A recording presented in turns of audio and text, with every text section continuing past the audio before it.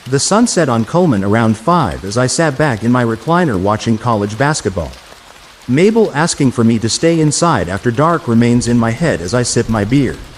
I drink 2 more beers before the game finishes with the goddamn Wildcats winning. I've always loathed the state of Kentucky. My grandmother always said the only thing that came from Kentucky worth a damn was bourbon. And even then, no one below their state line should drink it. My stomach grumbles to the realization I had not had food today. Even when preparing my casserole and pork chops for Mabel, I had cooked nothing for myself. It limits my supper choices. I have little in the kitchen and my culinary skills are lacking. My phone rings in the living room as I walk back to answer it. The other end is Deputy Shelby, the most thick of the bunch that Sheriff Watts hired. "Carr, can you go fetch the sheriff for me?" Shelby asks. "Come fetch him yourself," I snarled. "Or call his house because he is eating supper." Shelby breathed. "We've been trying Carr. He ain't answering. And it's an emergency." "Let me guess," I snorted. "Otis escaped the Mayberry PD, now he's running amok on the town square." "Becky found Jim dead in his shed," Shelby yelled over the phone.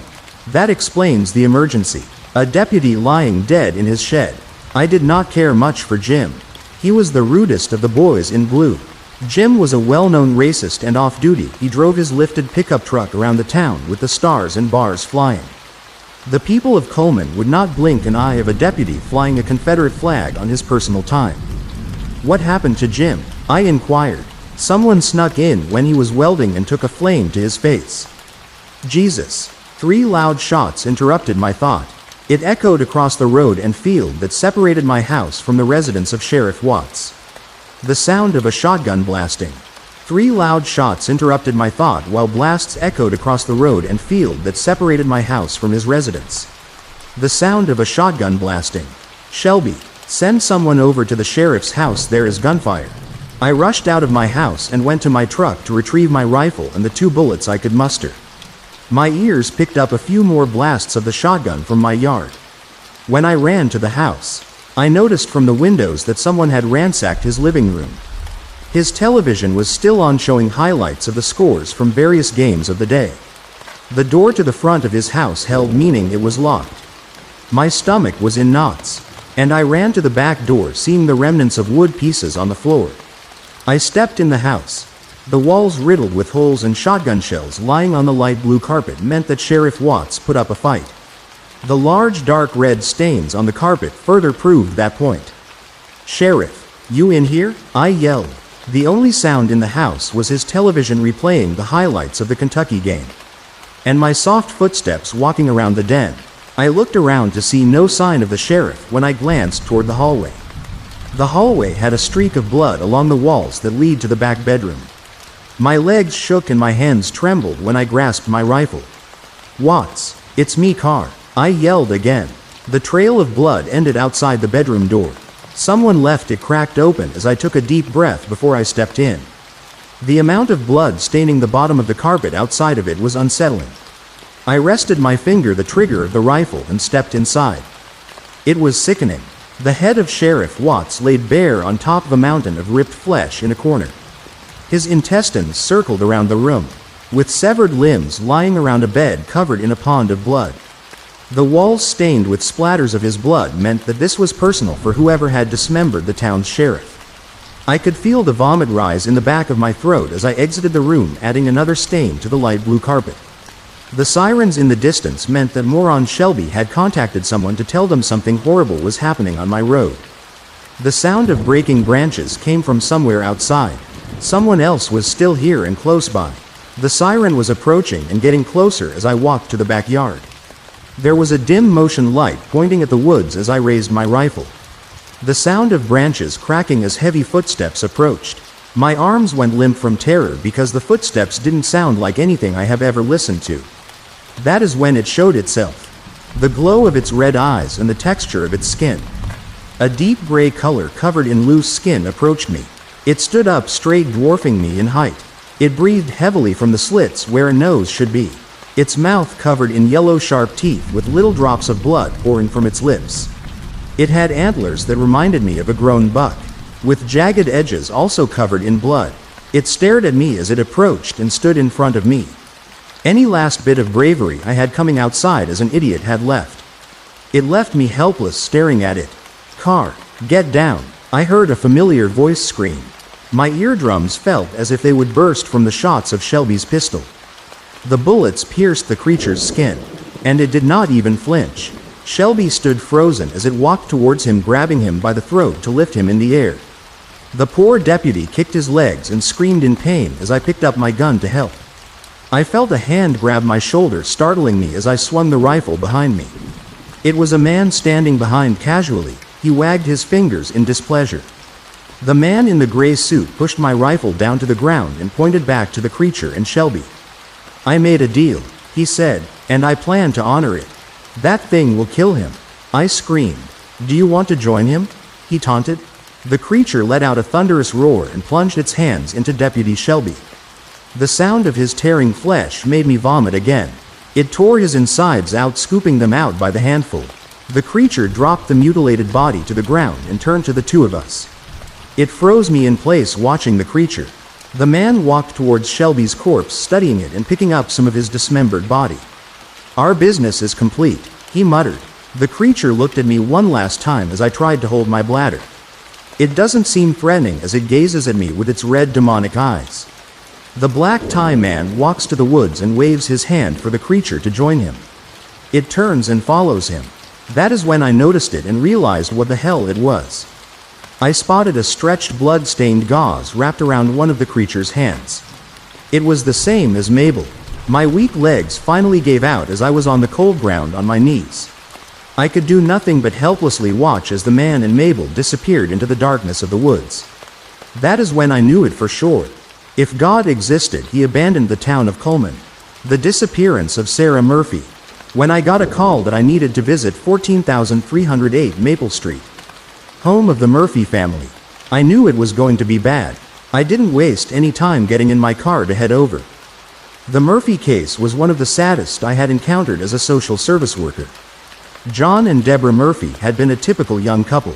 John was an accountant, and Deborah worked in a hair salon. They had a beautiful young daughter named Sarah, recently entering 5th grade. The Murphys had been a happy, simple, middle-class family, until the accident. A week before Christmas, John Murphy had been putting up lights on the roof of the family home. He had been extremely busy at work, but had finally been able to make time to decorate the house with his daughter. While Sarah was making a snow angel, giggling and smiling up at her father, John slipped on the roof. He fell and broke his neck, 6 feet from his daughter. Deborah was left to care for Sarah all by herself. John's job had provided most of the income for the Murphy family. And now he was gone. They had some savings, but not nearly enough to last. I got my first call about the case a few months after John's death. Police had responded to a neighbor's call about hearing screams from the Murphy house. When 2 officers arrived, they found Sarah cowering under her bed as Deborah stormed around the house, throwing things and screaming. The cops managed to calm her down, but they couldn't get a straight answer out of her to what had happened. "Someone is here," she told them hysterically, over and over again. "Someone is in the house."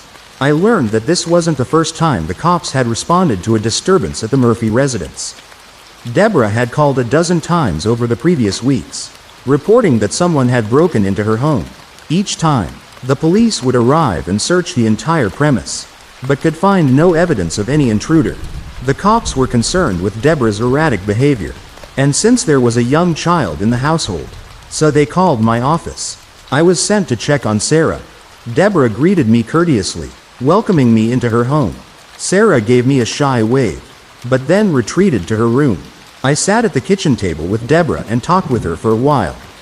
I asked some basic questions about how her daughter was doing, how she was feeling, etc. I received satisfactory answers to everything. Then, I brought up the frequent 911 calls. "The police don't believe me," Deborah said nervously, "but I know that someone is harassing us." "How so?" I asked. Sympathetically, "Things keep appearing. I found Sarah playing with new dolls that I hadn't bought her. At first I thought she borrowed them from a friend, but when I asked her, she said that they were hers. When I questioned where she got them, she said they just appeared in her room. I started to say something, but Deborah interrupted me. That's not all. I find freshly picked flowers on her windowsill some mornings, which I can't explain.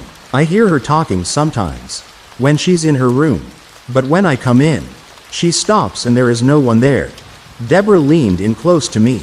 And worst of all, she had a tired, scared look in her eyes. The eyes of a woman who hasn't slept in a long time. I feel someone watching me. All the time. Whenever my back is turned, I feel someone's eyes on me. But when I turn around, no one is there. I tried to comfort Deborah Murphy, but I was obviously concerned by her behavior when I left the house. It was clear that she was suffering from some sort of paranoid delusion, probably brought on by lack of sleep. I couldn't blame the woman. She was working extra jobs to support herself and Sarah after John's death. But still, it was cause for worry. I had seen overworked, stressed single parents before start taking their problems out on their children. I filed a report detailing all of this with my supervisor, but I knew nothing would come of it. The unfortunate truth of this line of work is that you very seldom are able to prevent tragedies from happening. You too often are only able to come afterwards to try and pick up the pieces. That's why, when I got this most recent call asking me to follow up on the Murphy's case, I feared what I might find. I arrived at the Murphy house, hoping to find Deborah improved from my earlier visit. Instead, what I found was much, much worse. I knocked on the door.